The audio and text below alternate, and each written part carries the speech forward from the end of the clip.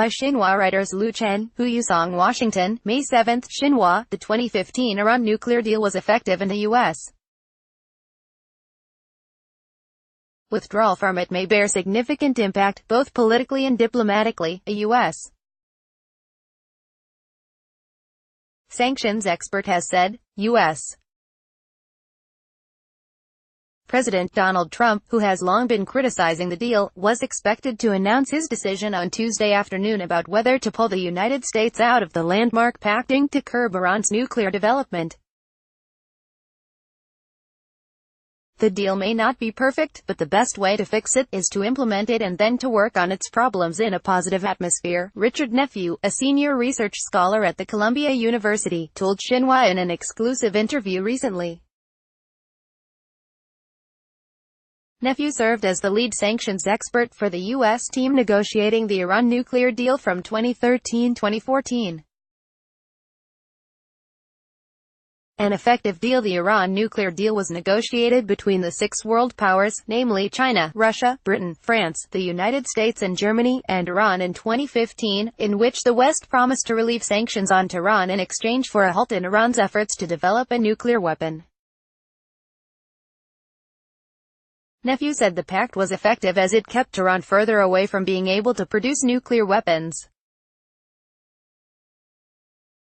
For a while we were looking at 2 to 3 months to nuclear weapons for Iran, now it's at least a year, the sanctions expert noted, adding that the deal has also given the international community lots of transparency, lots of monitoring, to see if Iran changes its course.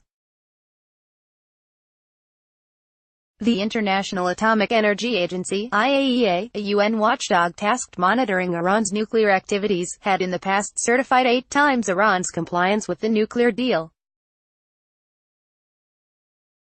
However, Trump has been criticizing the deal since its presidential campaign. In October, he decertified the deal, blaming Iran for committing multiple violations of the agreement and not living up to the spirit of the deal. Iran is absolutely obeying the requirements of the JCPOA, said Nephew, citing the acronym of official name of the deal, which was the Joint Comprehensive Plan of Action.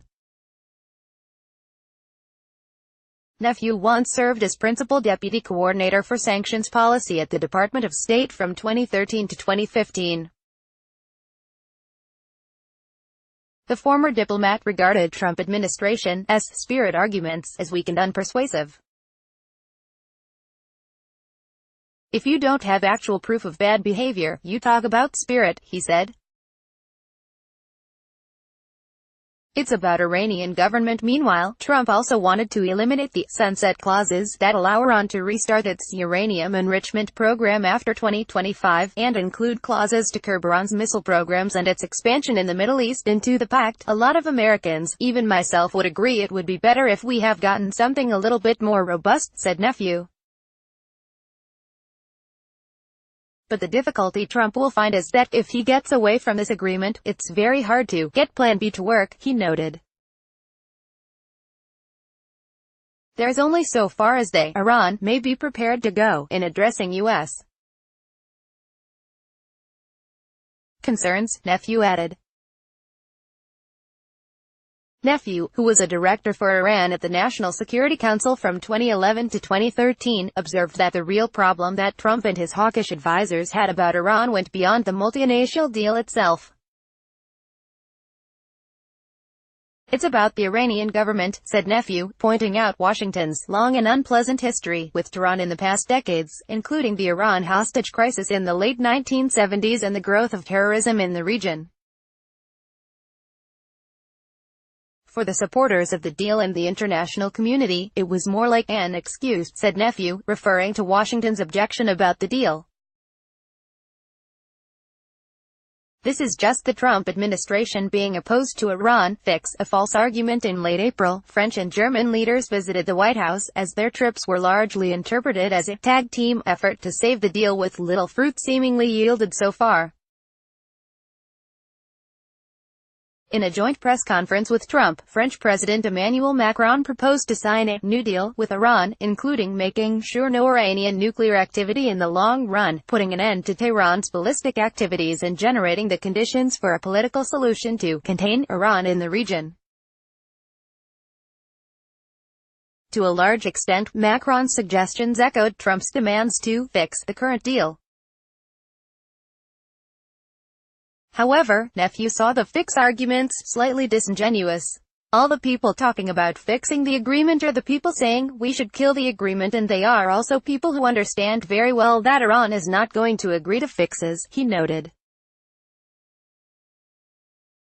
The expert said the fix that Trump has talked about was not a reciprocal one, as Washington gives something and gets something, but rather the one that the U.S. gets a lot better at the agreement out of the Iranians, and the Iranians say thank you. In fact, Iran has been darting tough rhetoric facing a possible U.S. walk away from the deal. Iran's Foreign Minister Mohammad Javad Zarif on Thursday ruled out renegotiating a new deal or holding talks over its missile program. Iran has also threatened to resume nuclear enrichment activities in case Trump resumed the U.S. sanctions on Iran. Possible fallout for Nephew, a U.S.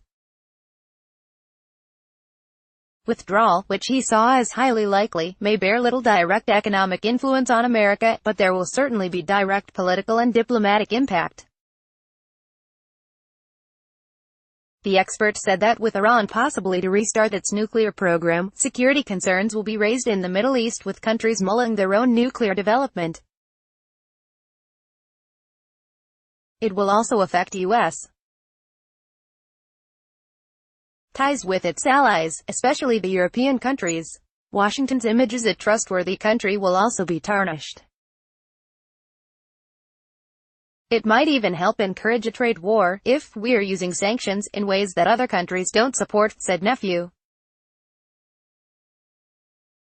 It will certainly be a period of high risk and high tension for the United States, said Nephew. I don't think the Trump administration, are organized to be able to handle it, he added.